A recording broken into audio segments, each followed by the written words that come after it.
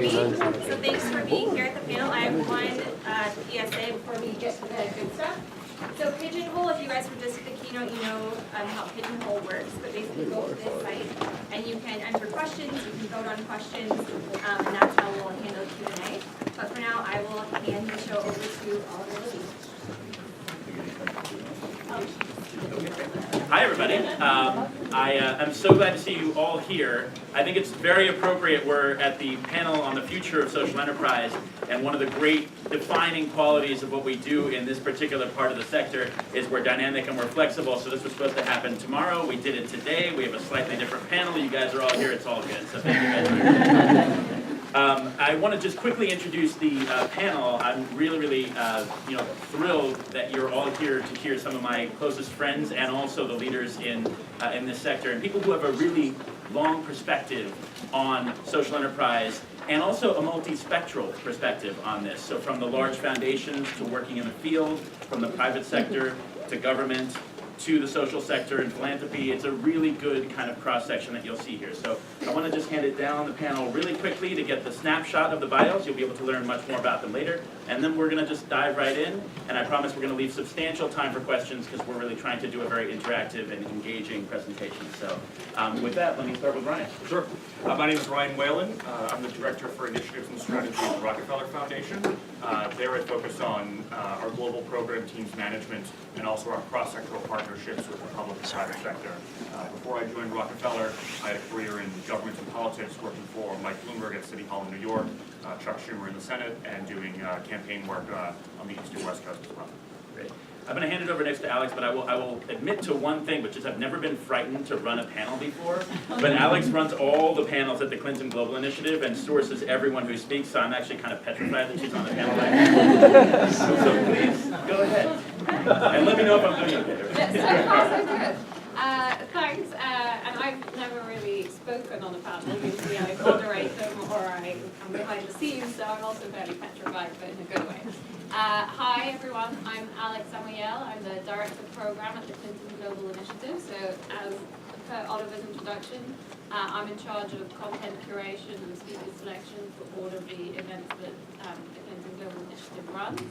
And we're a membership-based organisation across the public sector, the private sector, and the NGO sector.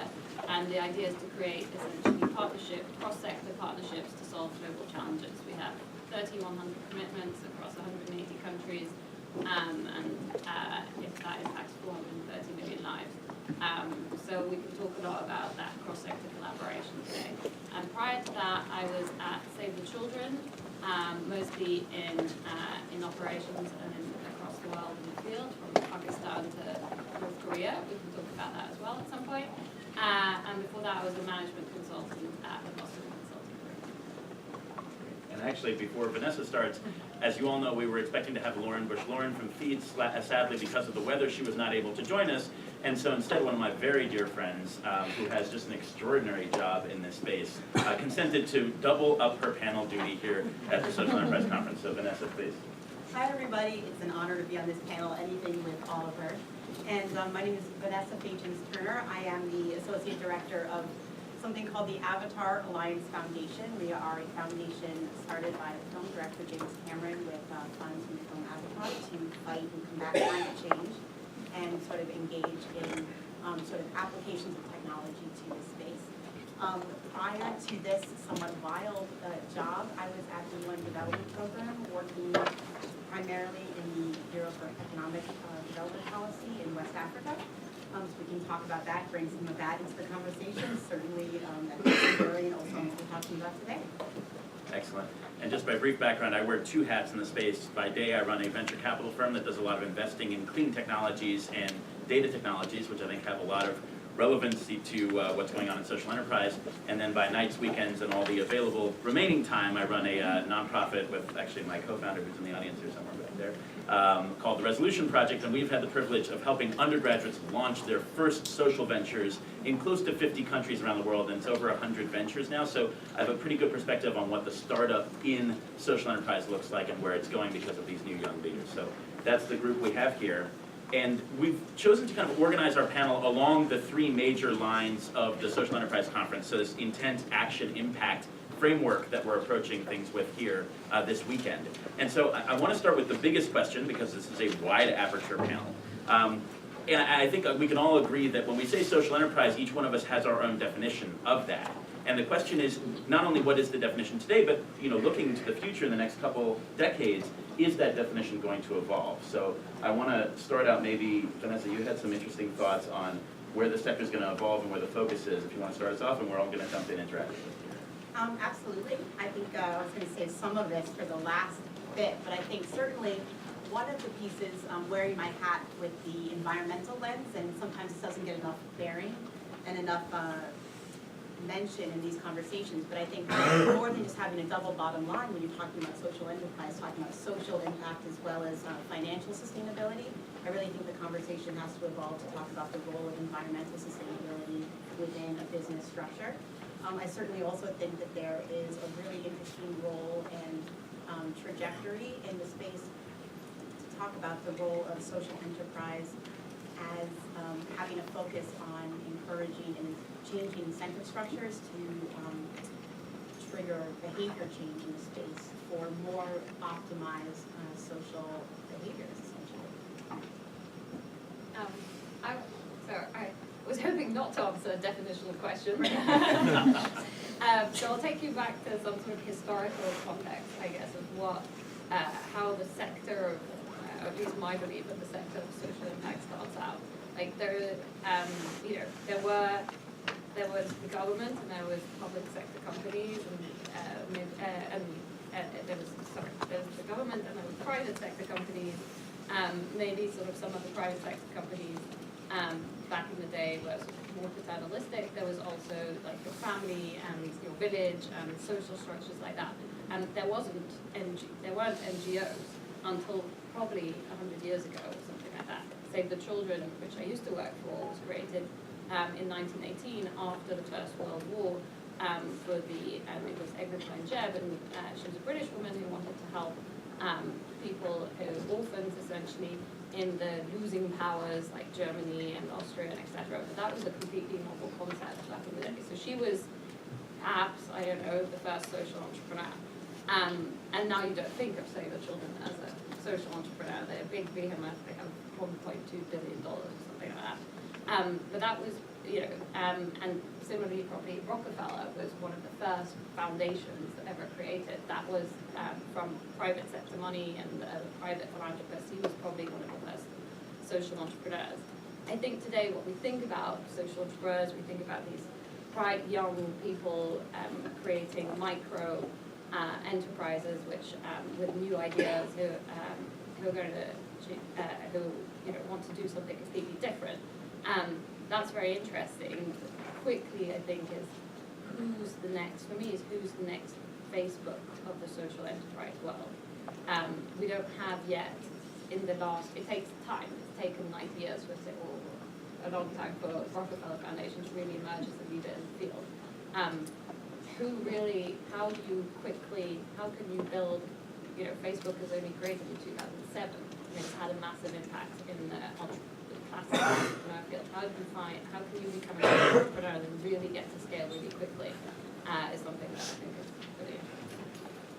I think that's a really, really good and important point, and I think sort of abstracting from that a little bit is to think about the role that large multilaterals can play in this space, and actually the fact that so often the definition of social enterprise tends to be synonymous with micro-enterprise or individuals who are social entrepreneurs or sort of medium-sized groups. But actually the fact that there is this trend now in large, whether it's the foundation world or in large multilaterals or government programs, that all have or are starting to think about how to have a revenue structure associated with their aid programs or their social giving programs in a way that makes them slightly more structured like an enterprise rather than simply a grant provision, which is a really new model. It's definitely reflective of the influence of the social enterprise space and is actually quite controversial, whether or not that's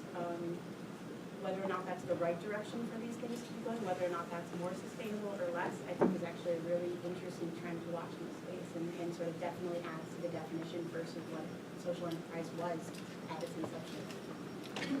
And when I think about social enterprise, I think about it as something that responds to some white space that you find in between public, private, and social sectors, and also as something that is fundamentally collaborative across those sectors. And so if you think about all the things that private, public, and social sectors are good at, they have a lot of strengths that have achieved significant social impact for a very long time. But there are also some things that are not really in their wheelhouse. And so when you think about what is needed to really address some of the most complex challenges in the world right now, at Rockefeller we talk a lot about wicked problems that are multi-layer, that are complex, and really are proliferating around the world right now. Social enterprise has a special place to trying to address those, where you have this intersection of commitment to innovation, where there's a real sense of social purpose as well, where there's a clear sense of impact and how to measure that impact, and also there's some path and method to get to scale. And having all of those things overlap, it's hard to find in the other sectors all of those things at once. And I think that's where social enterprise really has a very exciting future. So I think, this is bringing up an interesting question, which is I think a lot of us spend a great deal of time trying to define. Are you a regular investor or a social impact investor? Are you a regular company, or are you a social enterprise, or are you a charity? In the next 20 years, are we going to see better, clearer definitions of those things, or are we going to see a blending together of those things? I hope a blending. Yeah, exactly. I was about to say, I hope that we're not going to have any further delineation, that rather it will be the norm versus the exception to the rule, to have some element of social impact embedded in your business model. So just one, we had, on Tuesday we had the CGI Winter meeting, we had Paul Pullman on stage, and he was announcing a partnership with the Acumen Fund, Acumen Nevergrads, as well as the Pigeon Booster Enterprise Partnership, which is one of my sister initiatives for Acumen Foundation. He talked quite at length at sort of how Unilever could become a B corporation.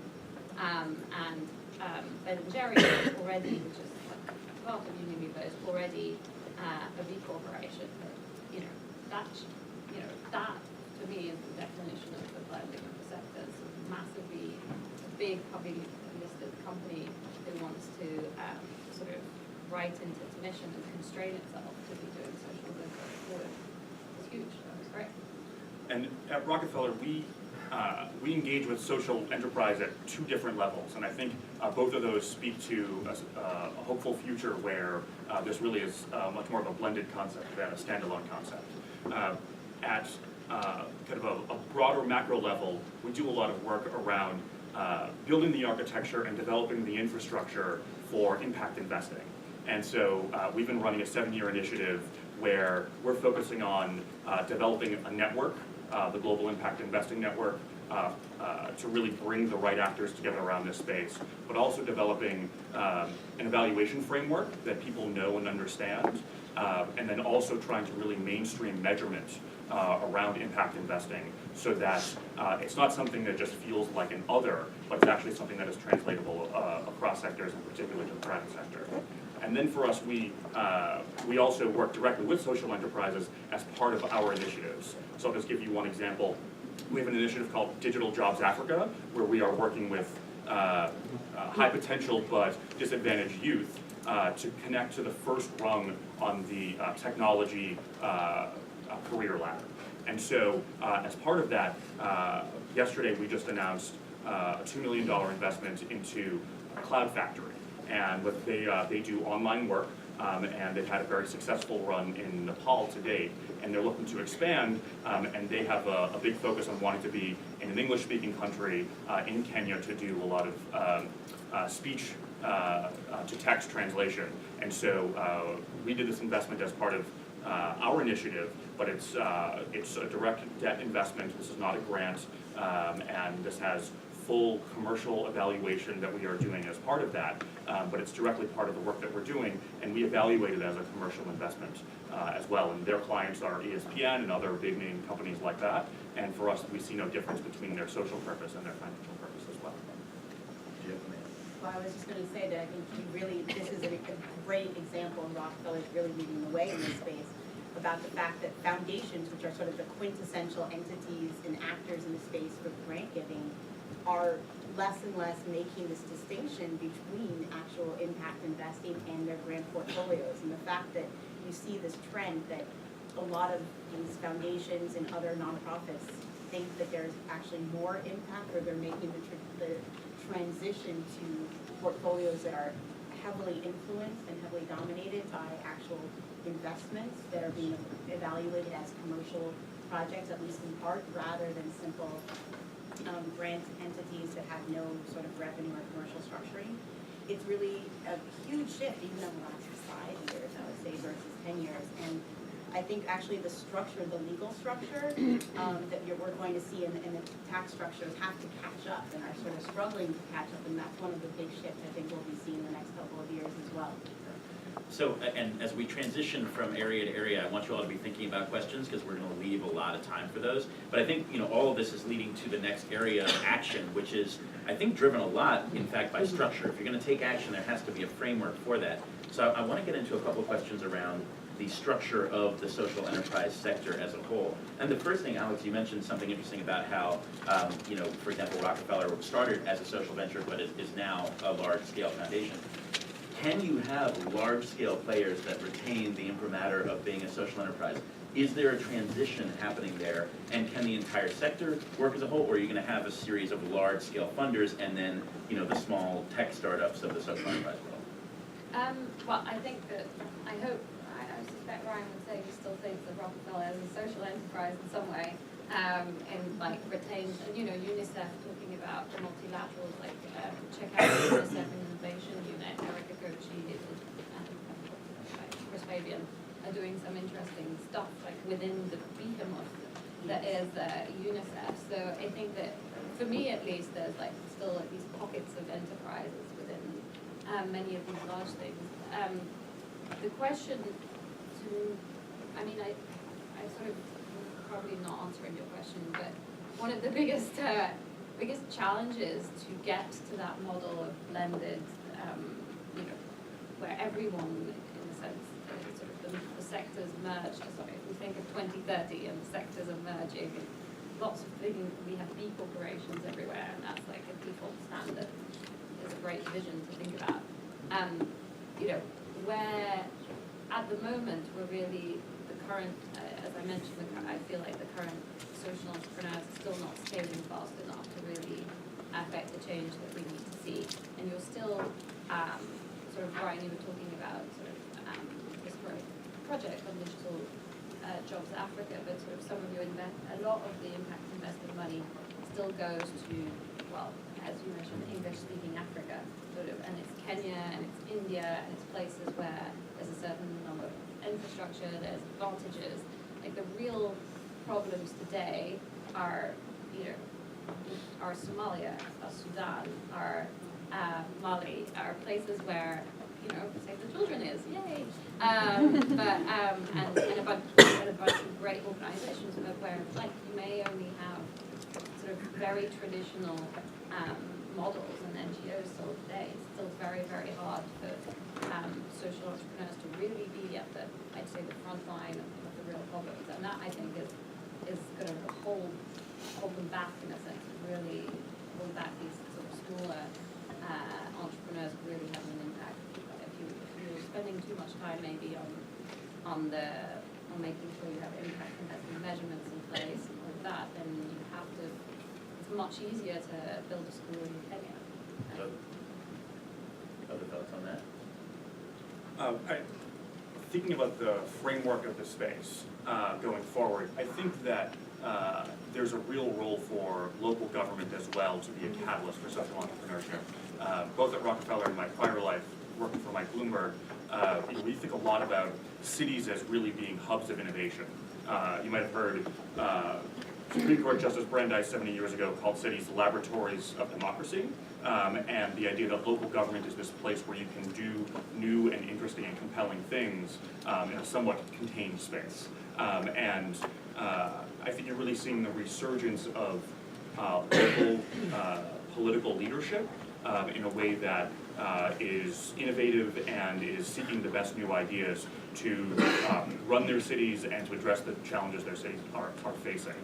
And so when I was at City Hall before I went to Rockefeller, we were doing things like, we were running venture challenges through our economic development agency, and we would list up the kinds of challenges that we were looking for solutions for, and we would provide the kind of support for the winning ventures that you'd see in any kind of venture challenge.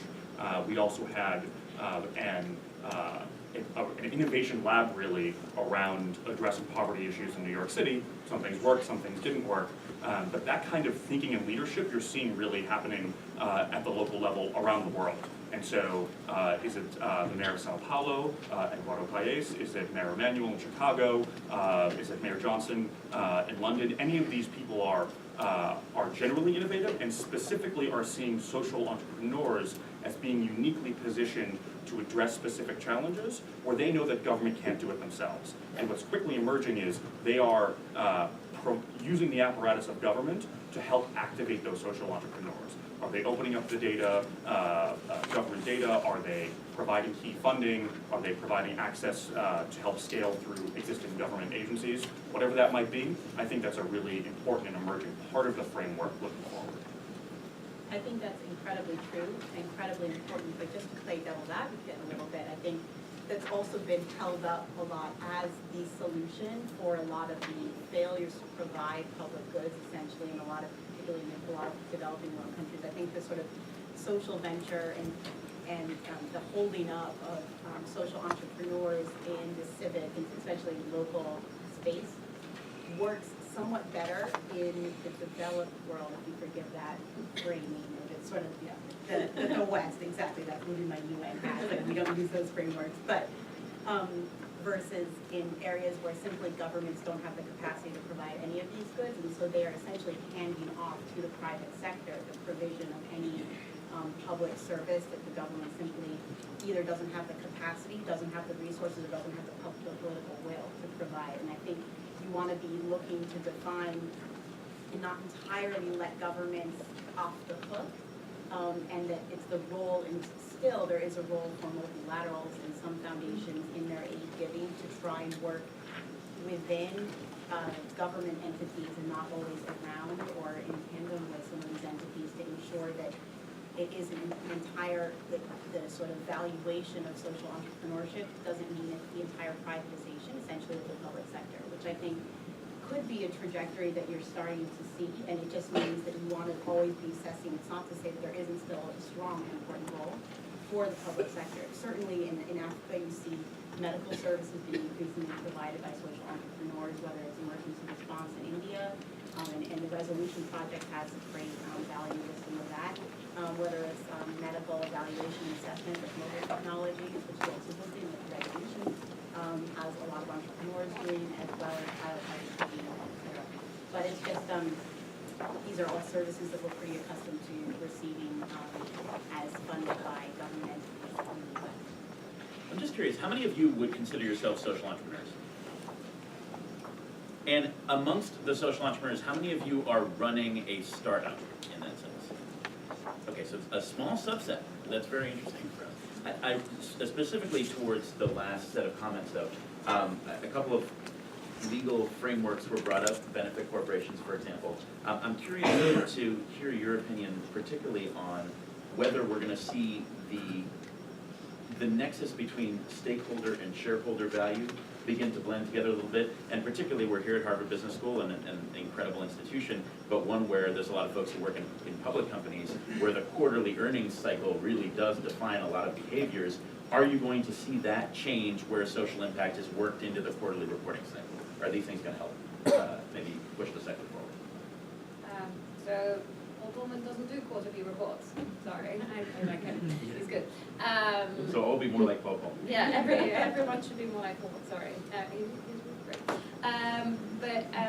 I think it's interesting, the concept, we had, and I'm really sorry, I forgot her name, but when we did a panel at some point on sort of, on shared value, we had a lawyer who basically went back to I'm going back to the history today a lot, and says the concept that a company should only be catering, should only be maximizing profit for the shareholder is not the initial concept of a company. If you go back to Rockefeller and the number of other sort of early sort of big private sector companies in the 19th century, during the Industrial Revolution and the beginning of the 20th century, especially in the US, they were very paternalistic, and maybe that's a good thing or a bad thing, but they used to house employees, they used to feed employees, they used to provide healthcare to their employees, and they'd embed themselves, and probably education for the children, they'd embed themselves into a community.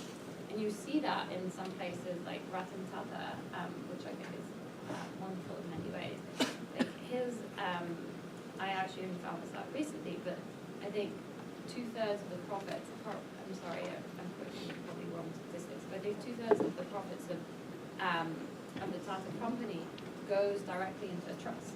And so in fact it's controlled, the whole Tata empire, which is huge, is controlled by a charity. And similarly, Tata is a fairly paternalistic company in the way it sort of embeds itself and treats its employees. And there's a lot of other companies in India who do that today. And I think that's a good thing. There's been, maybe there's been too much focus on finance and investors and the shareholder, but that's not the initial concept, and in some places that's still not the case, and hopefully we can go back maybe to a more traditional view of the company, or more inclusive view of the company. Until I think a notion of a really robust method of evaluation and a real framework for measurement that people know and understand is pretty, maybe not universally, but at least largely shared, it will be difficult for what you described to change significantly. And so it's something that at Rockefeller we're focusing a lot on, but I think is something that is being focused on really certainly across the philanthropic sector and people who care about impact investing in social enterprise. But it does feel like it's something that the private sector side of the equation, there are some actors that are starting to care a lot more about. I think those who are talking about shared value, for example, are trying to find a way to articulate this in a more precise fashion that not only is good and feels good, but also really fits the business model as well. But I think we're still a ways away from that. Yeah. And I think we're going to talk about measurement as the last topic here, but just before we get to that, I want to talk a little bit about funding structures, which I think are kind of a fuel for a lot of this. So I work in venture capital and I have Resolution Project. Resolution is a very early stage funder. We actually require the projects we fund to be previously unfunded, so we're really trying to occupy this really narrow spot. But as a venture guy and an early stage social enterprise funder, it's occurred to me that we're missing, or we have a light version of some of the key areas of the capital structure, particularly very early stage, but kind of helpful experience modifying growth, and then also things like debt instruments or project finance that are super important on the private side that I think are less important. Are we seeing some of these other capital structures unlock great stories that you can share about things that you're seeing, maybe PRIs or that sort of thing, that are unlocking the rest of the capital structure to grow enterprises in the sector? I think that's a big challenge to get to this vision of 2030 we're talking about. So, I mean, especially there's, and the sector is not mapped. It's not as easy as, you get your first, I mean, I don't think entrepreneurial life is ever easy, but so there's not Series A's and Series B's and Series C's and it's all the same way. The pathway is not as clear. There's a big gap between, I mean, very early stage, right, there's a big gap, but then, and then there's a big gap between early stage, 5,000, 10,000, sort of grants or other things, and then that middle bit before you really get to be getting the big money, the institutional money, or traditional funding. And that's like limiting the growth, and maybe that's limiting that scale I was talking about and the acceleration to deliver that. Sure. But I'm sure you have some good stories of places where it's working. I think a lot of the reason the Avatar Alliance Foundation was initially sort of, we were conceptualized as something that could give funding at the earlier end of the spectrum, because we've been looking at the funding gaps in the social space, particularly in the environmental space. A lot of the projects that were sort of starting up with newer ideas and trying to be a little more disruptive. There just isn't access. The amazing foundations that have much larger granting potential, like Rockefeller, are sort of well known for generally coming in when something is more vetted, has a track record, because they tend to be more risk averse by nature of their institutional culture, but also their institutional history and obligations, even just by sort of legal expectations, et cetera. So we came in that space and actually did find it quite hard to be a donor in space where there is there isn't the same kind of security, and there are actually sort of legal ramifications for granting for tax exempt dollars to relatively risky projects. We don't have accounting structures in place, we don't have record keeping or good metric keeping, et cetera. Particularly if you're subject to public record as well, and therefore subject to scrutiny for the way that you're spending your tax exempt dollars. So we found that to be difficult. That said, we are also exploring, this is something that I always love talking with Oliver about, who really sort of coaches me in this, but the role of being a convener for other donors to aggregate donor dollars in ways that I think the donor sector has somewhat been diverging from in recent years, to try and get some of the major donors at the table to start tackling some of the issues that take more money than maybe the foundation sector can give in single grants, to start making big moves in ways that we've been sort of more siloed in recent years, especially in the environment space. This has a lot to do with clean energy deployment, trying to aggregate dollars and almost the public sector step in, almost acting like a subsidy in some levels. That's the goal in some ways. Yeah, and I'll break the rules and answer my own question a little bit. There's just one thing in the social sector, which I think is worth us all thinking about, is, yeah, right? I mean, it's the idea of risk analysis. As an investor on the private side, we have a very sophisticated approach that's not perfect and very often wrong in venture, by the way, on risk analysis. So, we like to think we're really smart about this. But I think it's interesting because, on the project side, deploying solar panels is something that's very finance oriented. And while you want to say that that's social impact, the players who are really putting solar panels in the field are financial investors, and the thing that cracked rooftop solar in the US was nothing but a leaseback model that was pioneered by public companies, right? And it's really quite fascinating because that's a gigantic social impact that was really generated by a financing structure. So I think it's interesting because I heard someone say, I would love to take credit for it, but I heard someone say the other day, taking technology risk is something that's very hard to do with philanthropic dollars. And then the other part of what she said, and it was very wise, was everyone would love to be first to be second. Oh, you have a successful venture that someone else has funded? I'd love to be the second investor. You have something risky that no one else has written a check for? Maybe I'll wait until I can be the second investor. I think it's a very, very tough problem for our sector, and we're going to need to get to that if we're going to grow it. And the point of sort of big foundations, I think, by culture, by tradition, by just their management have different approaches to risk, certainly. And you'll hear terms like strategic philanthropy and other words like that that suggest that foundations are really thinking about what their appropriate role is in 2015. And if you combined all the dollars that any of the big foundations have, it still pales in comparison to what the public and private sector spends by any form of math that you would conduct. And so we talk a lot about the idea of how can we at Rockefeller, and also how can the sector broadly be society's risk capital, but the question is, how risky are you going to be if you're going to do that? There are some institutions where our tolerance for risk is certainly greater than others. So we're doing a partnership with OPIC right now, where we're taking the really early stage risk on certain investments, and then the rest of the investment is a commercially viable investment for OPIC. Now, does that help the very, very early stage social entrepreneur? Probably not.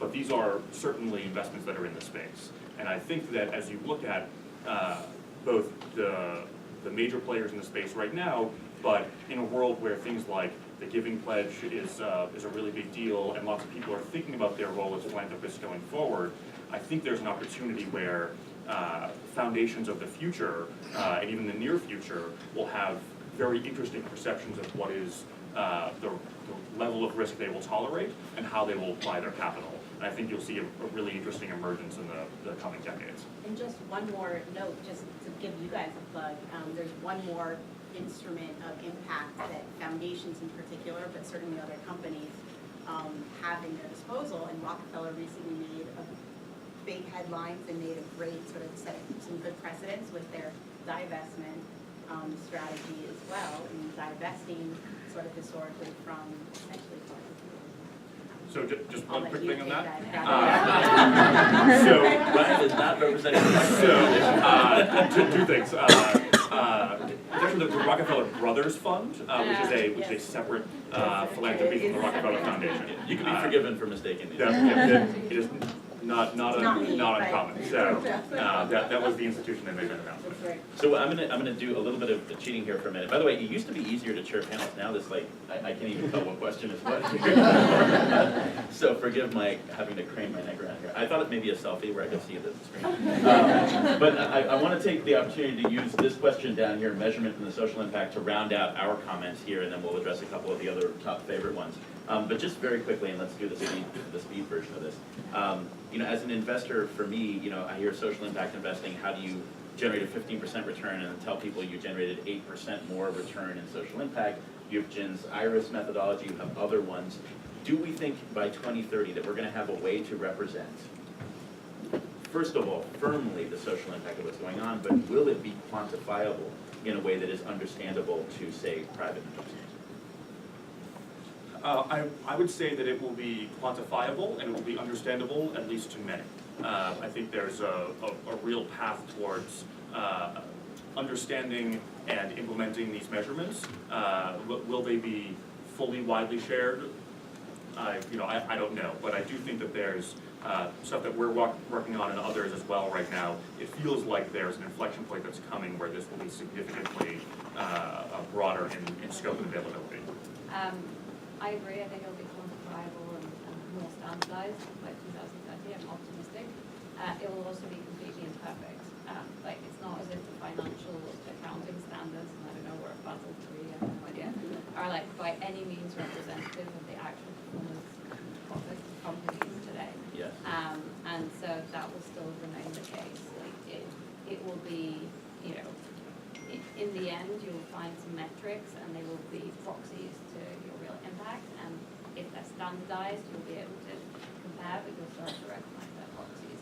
As soon as you start talking about behavior change and changing gender norms and bringing peace to a country, which is never going to be, which is going to be not 2030 for many places across the world, that's going to be really, really hard to still put in quantifiable measures.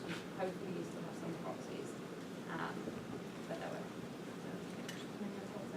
I think, again, always sort of playing a little bit of devil's advocate, I think you can look at it in the way of actually measuring social impact, which I think is going to remain very difficult on some level, particularly in certain sectors like gender equality, et cetera. But I think there's also a lot of the trend towards more engagement with social issues will come from the easier ability to measure the risk to companies for not engaging with these issues, whether there's role of technology and sort of social media in enhancing the accountability and transparency of some corporate behaviors. That might be one of the major drivers more than the actual sort of measurement structure that's sort of reliable in terms of the social impact of doing good. I'll offer to you guys, by the way, I think there's a question up here about MBA skills. Figuring out this measurement stuff is going to be critical, because until someone who's a private kind of public markets investor who can tell a mining company from a shipping company just based on a balance sheet, you can't do that right now with a water impact company and someone who's building peace. It's very hard to cross-compare like that. So it's really on us all together in this room. But how many of you are business school students? Actually, far fewer than I thought. Well, I will again cheat the panel for a moment and say, your business school skills are critical to social enterprises. I mean, social enterprises, stripping away what the product is. The product may be social impact, but the structures, the organization, capital, finance, measurement, marketing, all that stuff is critically important. So this goes towards that blending. I mean, your skill set is just as relevant to Charity Water as it is to feed, as it is to GE, and perhaps even more so because they need your help and can pay less at this point, right? Maybe we should take a look at the number one question. Are we hindering true progress by perpetuating a hero celebrity focus versus the banal technocratic David, right? What do we think about that? I didn't come out thinking that that was what David said, actually. Well, it's, yeah. So, yes.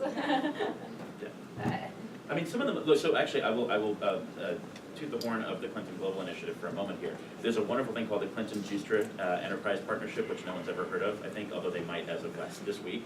But this is an organization that is funded in large part by some very wealthy folks, working with Bill Clinton, but focused on supply chain businesses like cashew nuts and so in emerging, but like never going to be high multiple exits, right? Just not going to happen. Maybe they can generate good financial returns, but this is not rock star exits on the New York Stock Exchange.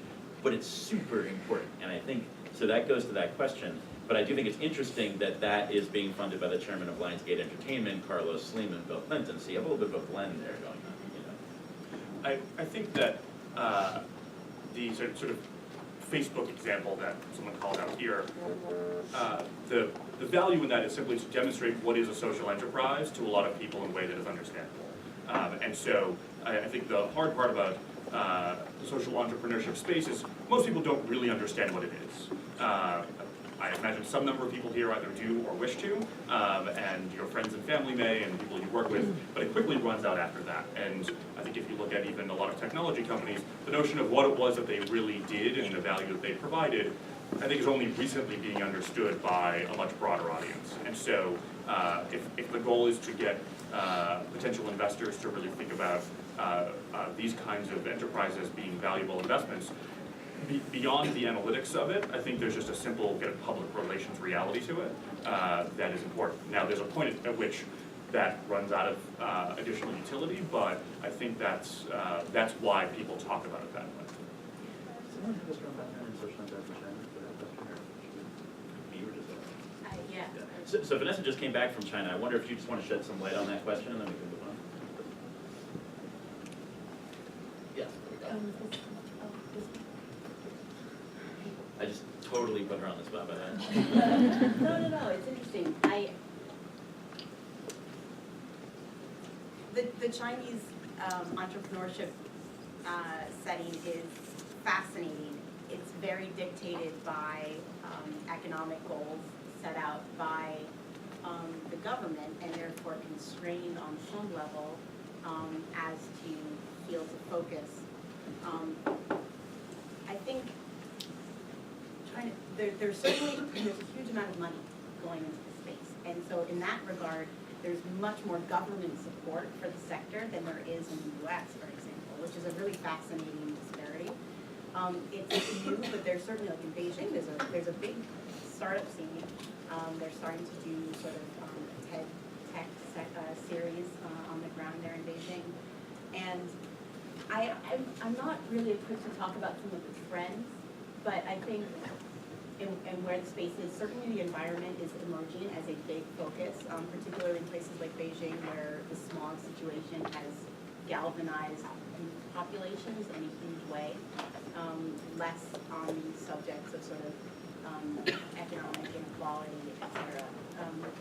It's interesting, you know, Resolution funds undergrads who are launching their ventures all around the world. We're in 46 countries. The #1 toughest country for us to work in is China, and it's because of the connectivity to the other fellows. I'm trying not to say. Well, it's really tough. I mean, and it's just based on the fact that, you know, I mean, we have a fellow Facebook group that's super active for the fellows in the other 45 countries, and then none of our Chinese fellows are on Facebook, and so they're communicating on a separate platform. We try and hook them up in a kind of a bespoke way. But so it's a huge market.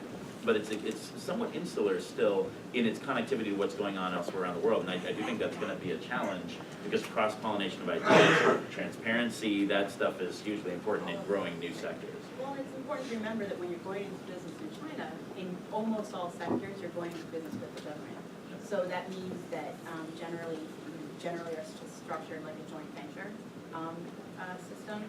And so that does have, from some of these structural parameters, your board, et cetera, is going to look very different in China than elsewhere. So, but it's certainly a space to watch, and it's taking off in the last 2 years since I started going there. I want to give us a little time to wrap up, but I want to use two things to wrap up and give it to each of our panelists here. The first is going to be just a short statement of where you think the sector is going to be in 2030. Any last wisdom you wanted to add? But I also want to wrap this in the #1 most popular question, which was the idea of books and thought leaders that would be helpful to our audience here. So maybe if you would care to share your favorite couple of thinkers in the space as you answer the question, then we can close out with that. And again, you guys have been really terrific. That was more interactive than it felt like. I'm used to calling on people and hearing you talk, so I apologize. But anyway, let's finish. Do you mind? Sure. I think I'm really curious about the role of social enterprise in changing incentives and starting to create value based on enhanced accountability for certain behaviors. Using big data to track people's actions in ways that are ethical, of course, but can be translated almost and monetized in ways that give you discounts at stores for recycling or ways, systems like this that actually create and incentivize behavior change in new ways. I think this is a really interesting space and direction to watch. I think that's the holy grail of any kind of social impact initiative, whether it's in enterprise or not, and very difficult, but starting to be, we're starting to see more of it. In terms of people to watch, I think there's somebody interesting who's actually speaking in the panel down the hall right now in the legal panel. Kyle Westaway just wrote a good book called Profit and Purpose. He's really a sort of fun new thinker in the space, and he talks a lot about structures in the space, so check him out. I've been following Ashoka forever, and I know Bill Clayton is here, so if he's, at least if you're new to the space, Yeah, I'm running out of ideas, but I would like to see, I'm obviously very optimistic really about where we're going for 2030, so that's a good thing. I think that what I would like, if we're going to be social entrepreneurs or working in the sort of broader space in general, I think, we've seen tremendous progress across the world in the last 15 years, thanks mostly to the growth of China and India, lifting millions of people out of poverty, and there's lots of trends which are very, very positive.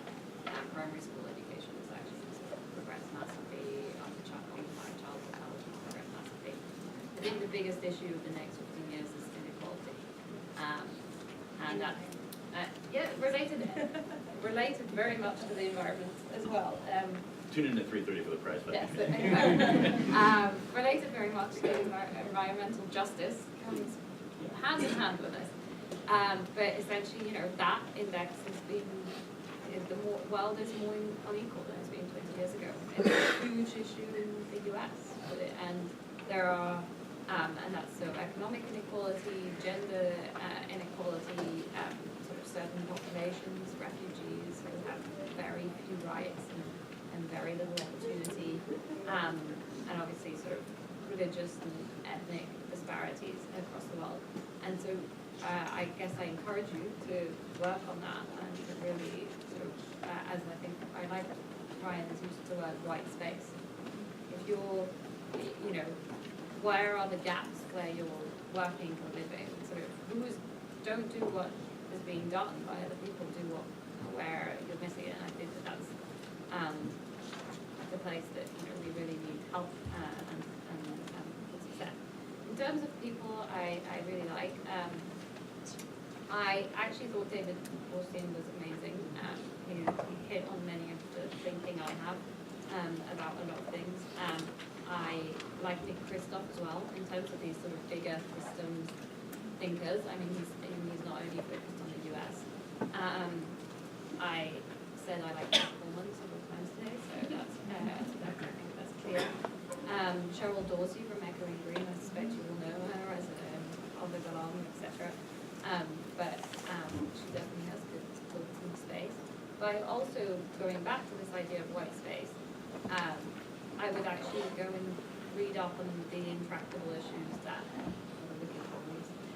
that no one is working on, like genocide or yes, like cultural norms, changing tribal marriage in Pakistan. I mean, okay, you may not all be equipped to go and sort that issue out, but like really looking at those, I would not sort of necessarily pick up a book on sort of how to succeed as a social entrepreneur. I would pick up a book on something completely, and issues that no one is really looking at and that you're passionate about and that you, for whatever reason, are equipped to deal with. No tech startup that we've ever invested in or been involved in has ever been started by someone who was like, I want to start a tech startup. It was like, I want to solve this problem. Like, how am I going to do that? So that's a very good point. Looking ahead, I think you'll see measurement continue to be something that will be sharpened and will be more widely available, and I think more widely understood. I think, as you heard me mention before, I do believe that local governments are going to have this real question of what is the correct and appropriate set of things that they should be doing, and what things are really best solved by social entrepreneurship. And so I think you'll see in the next coming decades a real opportunity to complement the work that government is doing in the social entrepreneurship space. I think that foundations, both existing and those that are quickly emerging, are really wrapping their arms around this space very quickly. And so I think you'll see it being something that is at the core of the strategies you're seeing foundations, big and small, doing, particularly as you have this new generation of philanthropic entities that are coming out of entrepreneurs themselves. And then for material to think about, these have all been excellent suggestions. So just to add to what I'd say, on the systems level, one thing, I'll sound a little bit like a homer here, but the Rockefeller president, Judy Roden, just put out a book on the power of impact investing. And it really talks about, at a systems level, what are some of these key things around measurement and otherwise that you could be thinking about. And then, as was mentioned before, there's the Shared Value Initiative. Michael Porter here at the Business School started that. He put out a great piece in Harvard Business Review on what is shared value. So I think it's something that probably a lot of you are familiar with already, but I think really helps shape one of the key ideas in this space right now. Well, great, and just a couple of final thoughts from me. I mean, I'm also kind of filled with hope about this space. That's why I started Resolution and why we invest. I think you have to be definitionally optimistic to be an investor. But, you know, a couple of things. I think we're going to see some structures built out, particularly capital structures. I think it's super easy for me to think of an A-round company and who I should talk to about the B-round. Not as easy in the social sector, so we're going to see that really come out. I think we're going to see some lines go away. So I think people are going to stop asking me in 10 years whether we're social impact investors or regular investors. They're just going to be like, well, are your companies doing good things? Because if not, I don't want to talk to you. And I think that's going to be a really important part of it. And I think another thing that has been undermentioned, but I hope is represented by these two terrific people, is the power of women in this sector. I mean, some of the best things we're seeing, Resolution's 52% of our fellows are women, and that is a huge change in the sector. Unlocking that potential, I think, is a big trend in the space, and continuing to make sure that not only the creators of new social enterprises are women, but also the investors are women, because really it's largely male as investors, so we got to fix that. And last but not least, I think we're going to see the trends of kind of the social approach in new generations. And there's a great report that just came out about this, and I don't remember the name of it, but if you look up Gen X versus Gen Z, or Y and Z, yeah, Y and Z, sorry, the Y and Z thing, that it's fascinating. I mean, I think that this is going to move into a time where your population is going to demand that the social impact metrics work. So we better figure it out because our customers are going to want us to figure it out. So I think that's all really important stuff. But I think most of all, I want to thank these three. We have, you know, Clinton Foundation, Rockefeller Foundation, but also the UN. We have, you know, philanthropic and entertainment and everything. We have, you know, venture and investing, a very broad perspective on this, and I don't think we would have been able to do this without these three terrific people. So join me in thanking you.